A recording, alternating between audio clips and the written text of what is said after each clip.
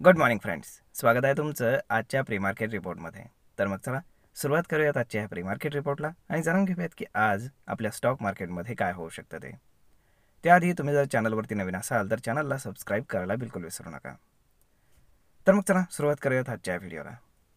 मित्रांनो, शुक्रवारी जर आपण US मार्केट जर पाहिलं तर US मार्केट हे ऑलमोस्ट आपण म्हणू शकतो की ग्रीनमध्येच थोडंसं क्लोज होतं.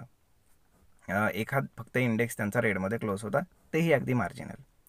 आणि जर आपण त्यांचे फ्युचर्स पाहिले तर त्यांचे फ्युचर्स ऑलमोस्ट 1% आसपास आपण काय म्हणतो की पॉझिटिव्ह ट्रेड करत होते. आताही चांगल्यापैकी पॉझिटिव्ह आहेत. परंतु असं का आहे? तर त्याच्यामागे रिझन आहे, ते म्हणजे ट्रम्पनं केलेली एक अनाऊन्समेंट. ट्रम्पनं अनाऊन्समेंट केली होती की जे पॉवेल आहेत, जेरम पॉवेल, फेडचे चेअरमॅन, की जे रेट कट करत नाही आहेत. जगातले सगळे जे रिझर्व्ह बँक्स आहेत तर ते रेट कट करत आहेत, परंतु US मध्ये रेट कट होत नाही आहे. तर त्यामुळे साहजिकच आहे की त्यांना तर काढता येत नाही, परंतु त्यांचा टेन्युअर संपत आलेला आहे. मग त्यांचा टेन्युअर जेव्हा संपेल तेव्हा नवीन माणसाला अपॉइंट करावं लागेल, मग ते त्यांच्या हातामध्ये आहे. ओके, मग त्यांनी काय केलं की त्यांच्या सल्ल्यातला जो माणूस आहे की जो रेट कट करेल, तर त्याला त्यांनी आपण काय म्हणतो नॉमिनेट केलेलं आहे की हा आता पुढचा फेडचा चेअरमॅन होईल. मग साहजिकच आहे, जर त्याला ट्रम्पनं अपॉइंट केलं तर तो रेट कट करणारच आहे, हे ऑलमोस्ट सगळ्यांना माहीत आहे. आणि त्यामुळे ते ऑप्टिमिझममध्येच तिथे मार्केट जे आहे ते थोडंसं आपण काय म्हणतो की युफोरिक झालेलं आहे. ओके, परंतु माझं मत असं आहे की US मार्केट एवढं स्ट्रेच झालेलं आहे की ॲक्च्युअल जेव्हा रेट कट होईल तेव्हा तिथनं पडायला सुरुवात होईल मार्केट. पाहूयात, मे बी तसं होऊ शकतं, याची पॉसिबिलिटी जास्त आहे. परंतु त्याला अजून काही वेळ आहे, एवढ्या लगेच होणार नाही ते.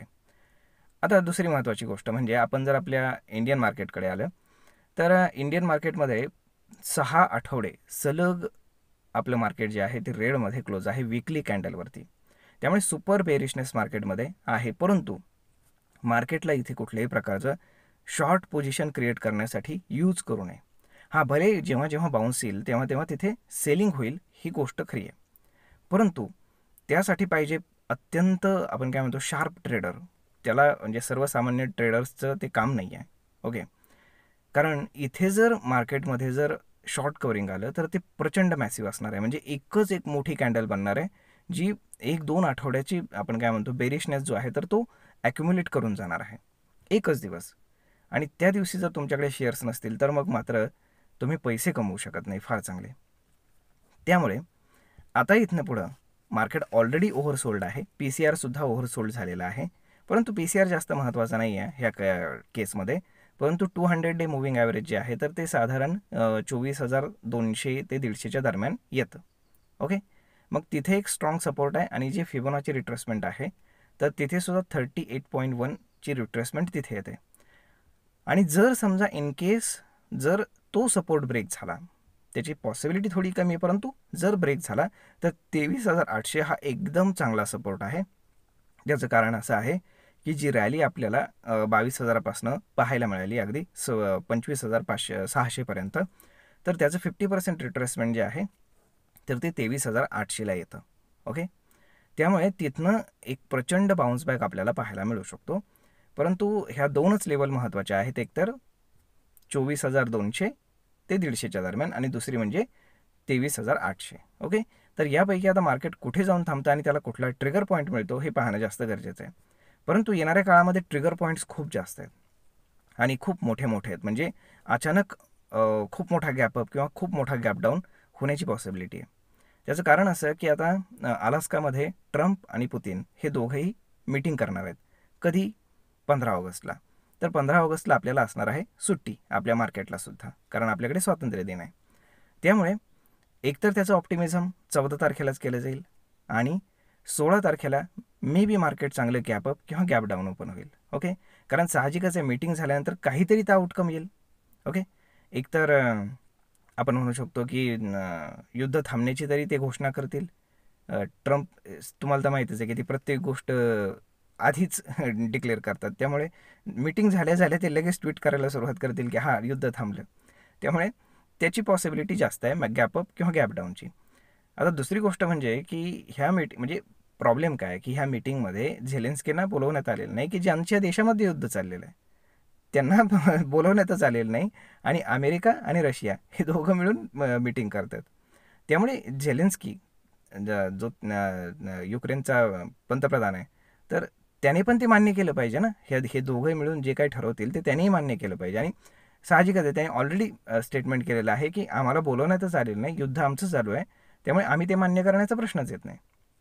त्यामुळे आता पुतिन आणि ट्रम्प हे कशा पद्धतीने प्रेशर आणतात त्याला जास्त महत्त्व आहे. त्यामुळे मार्केट थोडं अनसर्टन राहण्याची पॉसिबिलिटी जास्त आहे. म्हणूनच मी असं म्हणतो की आता इथून पुढे जेव्हा जेव्हा मार्केट खाली जाईल तेव्हा तेव्हा बाईंग करण्याचे चान्सेस आहेत. हा भले तिथनं मार्केट खाली जाऊ शकतं, परंतु फार काळ मार्केट तिथनं खाली राहू शकत नाही, कारण ट्रिगर पॉईंट्स तसे आहेत. ओके. आता दुसरी गोष्ट म्हणजे जे काही इंडियावरती टॅरिफ्स लावण्यात आलेले आहेत तर ट्रेड डील आपण काय म्हणतो की बोलणं चालणं ऑलरेडी चालू आहे आणि 27 तारखेच्या आधी कुठली ना कुठली तरी ट्रेड डील होण्याची पॉसिबिलिटी आहे. कारण जरी दोन्ही देश आणि त्यांचे नेते जरी सांगत असले की आम्ही तुमच्यासोबत ट्रेड डील करणार नाही, तुम्ही आमच्यासोबत करू नका वगैरे वगैरे, हे फक्त स्टेटमेंट्स असतात. ओके. परंतु आतमधनं जे चालू असतं त्याला जास्त महत्त्व आहे आपल्या दृष्टीनं. तर आतमध्ये जे काही मीटिंग्ज वगैरे आहेत तर त्या चालू आहेत हे लक्षात ठेवा. ओके. त्यामुळे ट्रेड डील होण्याची पॉसिबिलिटी आहे, जरी वरनं असं वाटत नसलं तरीसुद्धा, हे लक्षात घ्या. त्यामुळे आता ही गोष्ट कशी वर्कआउट करते ते पाहणं जास्त गरजेचं आहे. ओके. त्यामुळे हे 2-3 ट्रिगर पॉईंट्स आहेत की जे जास्त महत्त्वाचे आहेत. आणि टॅरिफ लावणं म्हणजे कसं आहे की आता अमेरिकेमधले जे काही अर्थतज्ञ आहेत तर ते देखील ट्रम्पला आपण काय म्हणतो की सांगू लागलेले आहेत की तुम्ही जे करताय ते चुकीचं आहे. यानं अमेरिकेमध्ये एकतर इन्फ्लेशन वाढेल आणि त्यानंतर रिसेशन येईल, ह्या दोन्ही गोष्टी घडतील. आणि टॅरिफ जे आहेत तर ते हायली इन्फ्लेटेड झालेले आहेत. पर हेड 22% आपण काय म्हणतो की टॅरिफ आलेले आहेत तिथल्या लोकांवरती. आणि तिथले लोकसुद्धा आता ते जाणून घ्यायला लागलेत, कारण तिथल्या सर्वसामान्य माणसं आपल्यासारखेच असतात. त्यामुळे त्यांच्यावरती आता जास्त टॅरिफ्स लागल्यामुळे त्यांच्या वस्तू महाग झालेल्या आहेत आणि ते आता त्यांच्या लक्षात यायला लागलेलं आहे. पहा, तर अशा पद्धतीनं आता ते सुद्धा ट्रम्पवरती प्रेशर आणण्याचा प्रयत्न करतील, कारण सगळ्या जगाला असं वाटतं आहे की टॅरिफ्स बाकीचे देश पे करत आहेत, परंतु तसं नाही आहे. अमेरिकेत गेल्यानंतर तिथे टॅरिफ्स लागत आहेत. ओके. मग साहजिकच आहे की इथली जी काही कंपनी आहे तर ती ते पे करत नाही आहे, तिथला जो बायर आहे तोच ते पे करतो आहे, हे लक्षात घ्या. म्हणजे अल्टिमेटली अमेरिकन लोकांकडनंच ते पैसे घेतले जात आहेत. आणि ट्रम्प सांगतायत की आम्ही बाहेरच्या देशांकडनं फार पैसे घेतले, आम्ही एवढे पैसे जमा केले, हे केलं ते केलं, परंतु तसं नाही आहे. ॲक्च्युअली ती गोष्ट थोडीशी वेगळी आहे. परंतु आता तिथले सर्वसामान्य माणसं किती लवकर ते समजतात त्याला जास्त महत्त्व आहे. तर मग अशा पद्धतीनं जर आपण आपल्या मार्केटकडे पाहिलं तर हा आठवड्यामध्ये बाउन्स बॅक येण्याची पॉसिबिलिटी खूप जास्त आहे. म्हणजे सगळ्याच इंडिकेटर्सवरती जर आपण पाहिलं तर बाउन्स बॅक कधीही येऊ शकतो, हे लक्षात घ्या. त्यामुळे मार्केटला शॉर्ट करण्याचा प्रयत्न बिलकुल करू नका, कॉल सेल बिलकुल करू नका, कारण FIची शॉर्ट पोझिशन ही 92% झाली आहे, जी आपण काय म्हणतो की गेले 5 वर्षातली सगळ्यात जास्त हायेस्ट शॉर्ट पोझिशन आहे. त्यामुळे ती जर कव्हर व्हायला लागली ना तर फार मोठी ग्रीन कॅन्डल बनण्याची पॉसिबिलिटी आहे एकाच दिवसामध्ये. त्यामुळे होप सो की तो दिवस कधी येतो ते पाहणं जास्त गरजेचं आहे. आणि जर आपण पाहिलं तर कॉल पुटच्या हिशोबाने तर FIs मार्केटवरती सुपर बेरिश आहेत. त्यानंतर जे प्रोप्रायटरी ट्रेडर्स आहेत तर ते सुद्धा मार्केटवरती बेरिश आहेत. मग बुलिश कोण आहे मार्केटवरती? तर मार्केटवरती बुलिश आहेत रिटेल ट्रेडर्स. सगळे जे काही कॉल्स बाय केलेले आहेत तर ते रिटेल ट्रेडर्सने बाय केलेत. त्यामुळे तुम्ही पहा की कॉल झिरो करण्याचं काम केलं जाईल. ओके. आता जर दुसरी गोष्ट आपण जर पाहिली ती म्हणजे की ऑइल वगैरे, तर ते सध्या शांत आहे. म्हणजे त्या बाजूने कुठलाही थ्रेट आपल्याकडे नाही आहे आपल्या मार्केटसाठी. ओके.